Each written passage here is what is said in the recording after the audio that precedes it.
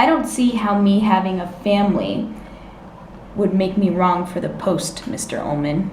The winters are fantastically cruel. In order to cope with the problem, I've installed a full-time caretaker to run the boiler and to heat the different parts of the hotel on a daily rotating basis, and to do repairs, so the elements can't get a foothold. During our first winter, I hired a family instead of a single man. There was a tragedy, a horrible tragedy. I made a mistake, I admit it freely. The man was a drunk. Is that it? I'm surprised Al didn't tell you. I'm retired. Yes. Mr. Shockley told me that you no longer drink.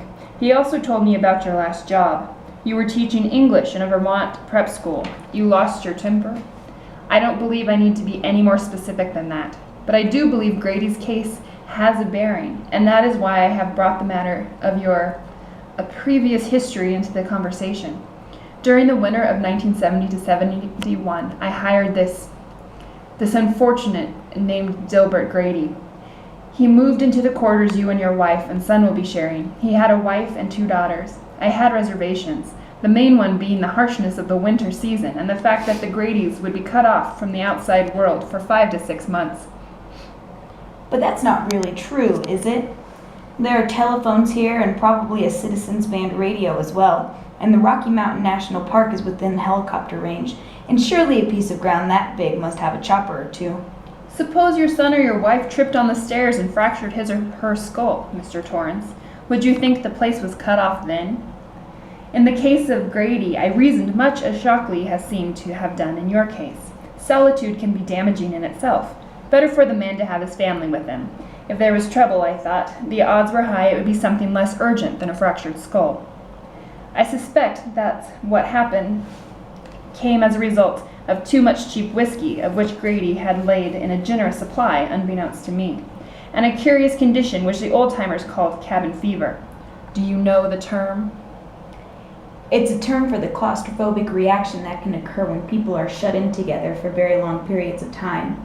In extreme cases, it can result in hallucinations and violence. I suspect you did make a mistake at that. Did he hurt them? He killed them, Mr. Torrance, and then committed suicide. He murdered the little girl with a hatchet, his wife with a shotgun, and himself the same way. His leg was broken, undoubtedly so drunk he fell downstairs. Was he a high school graduate? As a matter of fact, he wasn't. I thought, shall we say, less imaginative individual would be less susceptible to the rigors, the loneliness. That was your mistake. A stupid man is more prone to cabin fever, just as he's more prone to shoot someone over a card game or commit a spur-of-the-moment robbery. He gets bored. When the snow comes, there's nothing to do but watch TV or play solitaire or cheat when he can't get all the aces out. Nothing to do but bitch at his wife and nag at the kids and drink. He gets edgy. Maybe the telephone goes out or the TV aerial blows and there's nothing to do but think and cheat at solitaire and get edgier and edgier. Finally, boom, boom, boom. Whereas a more educated man such as yourself? My wife and I both like to read. I have a play to work on, as Al Shockley probably told you. Danny has his puzzles, his coloring book, and his crystal radio. I plan to teach him to read, and also want to teach him to snowshoe. Wendy would like to learn how too. Oh yes, I think we can keep busy and out of each other's hair if the TV goes on the fritz. And Al was telling the truth when he said I no longer drink. I did it once, and it got to be serious. I haven't had so much as a glass of beer in the last 14 months. I don't intend to bring any alcohol up here, and I don't think there will be any opportunity when the snow flies. In that you would be correct. But as long as the 3 of you are up here, the potential of problems is multiplied. I told Mr. Shockley this, and he told me he would take the responsibility. Now I've told you, and apparently you are also willing to take the responsibility. I am. All right, I accept that, since I have little choice. But I would still rather have an unattached college boy taking a year off. Well, perhaps you'll do.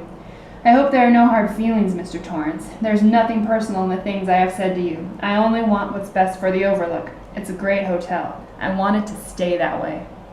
No hard feelings.